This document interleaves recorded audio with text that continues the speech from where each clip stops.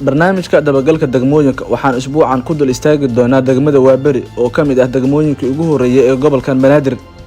degmada Waaberi waxaa dhul ahaan loo cabiray sanadkii 1957 waxaa bixiyay duqii magaalada ee xilligaas oo la oran jiray Ancelotti kaas oo u dhashay dalka Talyaaniga. sanadkii 1972 ayaa asalka magaca degmada iyo calankeedaba waxaa yagleelay Maxamed Cabdi Yuusuf oo uu aabihii ka mid ahaa halgamayaashii Soomaaliyeed ee ku dhintay dagaalka Dhagaxtuur ee ka bilowday degmada. waxay qayb ahaan ku taalaa afarta qaybood ee gobolka Banaadir. qaybtiisa waliyo cadde waxa ay xuduud la leedahay 6 degmo oo kala ah Warta Nabadda, Xamar Jajab, Wadajir, Hodan, Howlwadaag iyo Xamar Weyne. degmada waxa ay ka kooban tahay 4 waaxood oo kala ah Hanti Wadaag, Oktoobar, Horseed iyo Maajo. goobaha la garan og yahay ee degmada waxaa ka mid ah taalada Dhagaxtuur, masjidka Isbahaysiga Islaamka, taalada Israel, beerta Nabadda, iskuulka farsamada gacanta ee Polytechnico, iskuulka 21 Oktoobar, Shaneema Soomaaliya, masjidka Muuse Boqor, Xero Kalluun, iskuulka Maxamuud Mire, Umbultooriyada Ceelgaabta, iskuulka Raaga Ugaas iyo garoonka diyaaradaha ee Aadan Cabdulle Cusmaan. dadka ku nool degmada wuxuu nolol maalmeedkooda ku tiirsan yahay ganacsiga maalinlaha ah iyo xoogsiga. waa degmo ay ku nool yihiin dad lagu tiriyo in aysan dhib badnayn, waxaana degan dad isku dhaf ah oo iswalaashada sida ku cad halhayska ay ku caanbaxeen ee ah Waaberiyo wanaagsanow walaalihii waa iswataan.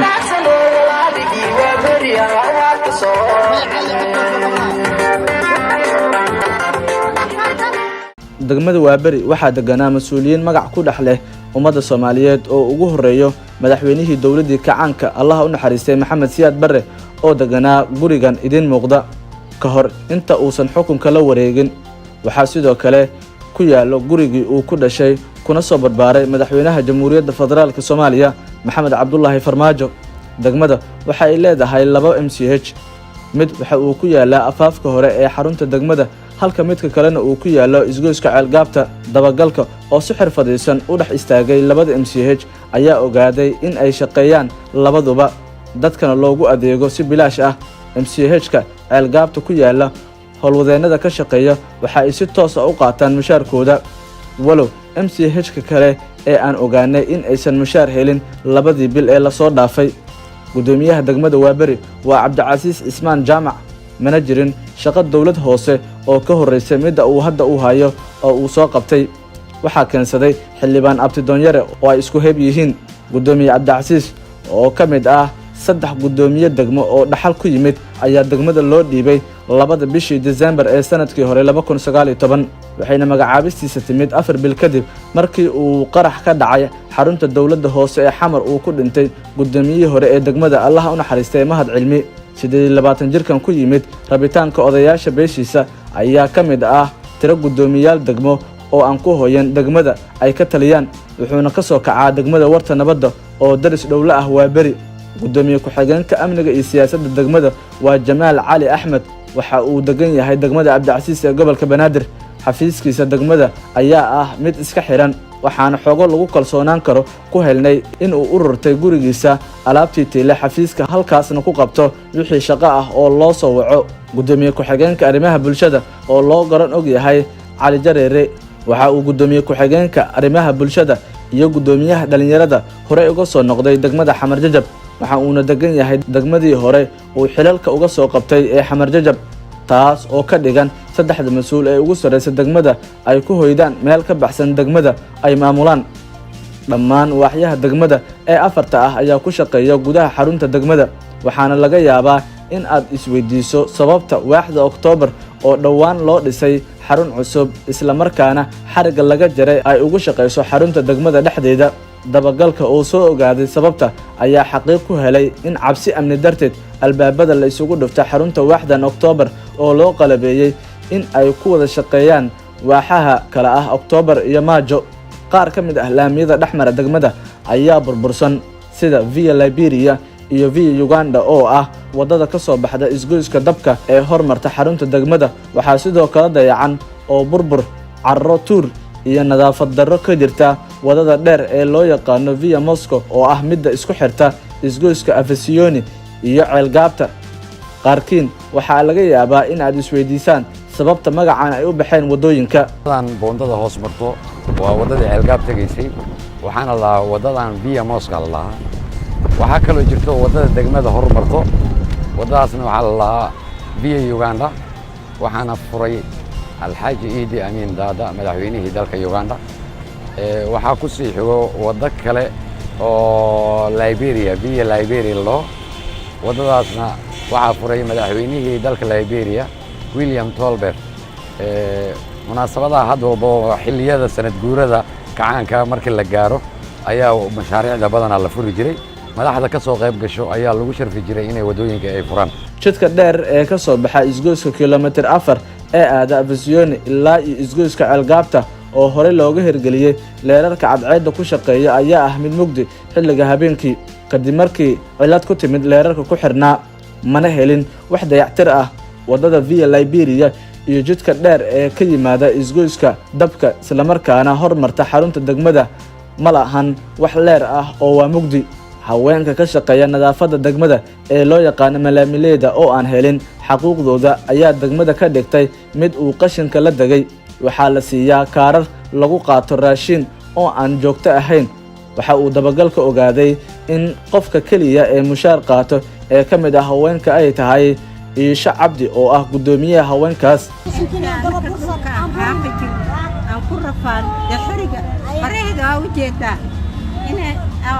qashinka aruurinay aawudeed inaan ku rafaadno ku silacnay waxana noo qabtay ma jiro hadda anaka imaana dad kala meel kale ku soo qaraa la siinaya $5 lagu fariisinaya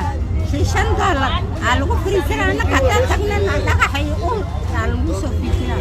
garoonka fuustalka ee degmada oo ay ku ciyaaraan dhalinyarada degmada ayaa laga kireeyaa waxaa saacadii lagu qaataa $12 waxaa si toos ah loogu ciyaaraa 6 saacadood taas oo ka dhigan in maalintii $72 ay ka soo xarooto haddaan bil ka dhignana waxay noqonaysaa $2160 halka sanadkii ay noqonayso $25920 mana ku dhacdo lacagtaasi akoonka dawladda hoose ee Xamar maamulka degmada ayaa wada qorshe ay ku doonayaan in ay gataan 2 motor oo muddo dhex yaala degmada kaas oo degmada siin jirtay koronto balse hadda laga maarmay motooradan oo 3 ahaa ayaa waxa midkii kala qaatay gudoomiye Mungaab xilligu uu ahaa duqa magaalada Muqdisho waxaa la geeyay xarunta maamulkiisa oo ku taalay aaga hotel Ramadan ee degmada Hiluwa walina lama soo celin suuqa beerta oo ka mid ah goobaha loo soo dalxiis tagi jiray hadda waa suuq waxay dawladda hoose ku amartay dadka ku ganacsada in ay baxsadaan lacag lagu cabirayo dhulka suuqa si loogu dhiso waxaa hadda ganacsatada suuqa laga qaadaa lacag maalinle ah oo aan soo dhaafin askarta aruuriso iyo maamulka degmada Waaberi waxa ay ka mid tahay degmooyinka nasiibka u yeeshay in amnigeeda gacanta loo geliyo wiil ku dhashay ku koray wax ku bartay aadna u kala yaqaan xaafadaheeda waa Maxamed Cabdulqaadir oo loo garan og yahay Mooshin waxa uu ka mid yahay tiro taliyayaal booliis degmo oo laga safay darajo aysan tababar shaqo iyo khibrad midna ku muteysan Mooshin oo hore degmada Waaberi uga soo noqday gudoomiyaha waaxda waxbarashada ee dhalinyarada ayaa waji aan la aqoon ula soo baxay dadkii uu ku soo dhex koray kadib markii loo magacaabay taliyaha booliiska saldhigga Waaberi waxa uu shaqo ka bilaabay baacsiga dhalinyaradii ay isla soo koreen halkii uu soo dhaweysan lahaa si ay ugala shaqeeyaan amniga degmada wiilkan gacanta fudud iskuna qaldo sharciyada booliiska iyo nabad sugidda oo uu dhawaan shaqo joojin ku sameeyay taliyaha booliiska Soomaaliya dibna hadda loogu fasaxay shaqadii uu degmada ka hayay ayaa u muuqdo mid degay fahmayna shaqada loo igmaday waxaana dadka degmada noo xaqiijiyeen in uu si wanaagsan ula dhaqmo isbedel weyn ay ka dareemayaan xaafadaha degmada qaarkood waxaa dadka taleefanada gacanta iyo waxa la mid ah looga qaataa bistoolado sida xaafada UNICEF Ali Bolay Shineema Sargaduuda aaga buundooyinka iyo qaybo ka mid ah xaafada Maajo waxay dadka deegaanka qaarkood noo xaqiijiyeen in xaafada ku hareeraysan xarunta degmada kaliya loo dhigay askar si ay uga hortagaan falalka dhaca ah xiriirka wada shaqeyneed gudoomiyaha cusub ee degmada ku xigeenadiisa oo aan wanaagsaneyn iyo taliyaha saldhigga booliiska degmada oo amarka ka qaato meel ka sarreyso degmada ayaa degmada ka dhigtay mid dayacan waxaa laga gaabiyay dhisidda laamiyada muhiimka u ah degmada furidda jidcadayaasha xaafadaha nadaafadda adeega bulshada iyo amniga سين أنا أقول حسابيات بدون دق حافظ على صالح حسابيات وحلا يقام كلام مجرد حقيقتنا واساس ضدك الصوماليات وصبر هاي إنجدا لكن وحي كسعتها ساعد وحي كسعتها وقت جي صبر كنا ما لها أول ده لها عن شورت أديك قاضي آوي سكول ما كود استي اسبتال ما كود استي أقول ما كسيسي جيت ما كود استي بعيال ما كود قضي كرنت ما كود جلسي حساب تاسو وإيمانيسا haddaba sidee degmo bulshada degan uga qaban kartaa adeegii ay u baahnayeen oo dhammaystiran inkasta oo dhibaatooyinkan aan soo sheegnay ay jiraan haddana waxaa muhiim ah in afkaarada iyo talooyinka qaarkood ee la soo jeediyay aqoon-yahanada la qaato mar kale waxaa lagu talinayaa in degmada iyo dhammaan degmooyinka gobolka Banaadir ay u baahan yihiin taladan amba macna sameeyay marba hadii gudoomiyaha gobolka iyo degmada iyo taliyaha booliska iyo gudoomiyaha maxkamadda iyo laanta iyo kulli iyo la magacaaba iyo waaxyaashi la magacaaba iyo villa Soomaaliya magacaabayso waa property ida ay leedahay ida iskale marka waxa laga codsanaa macnaha hadda macnaha isku duuduub ah macnaha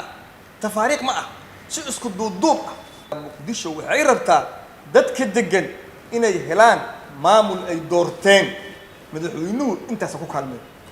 maxamuud alxaaji barnaamijka dabagalka degmooyinka magaalada Muqdisho.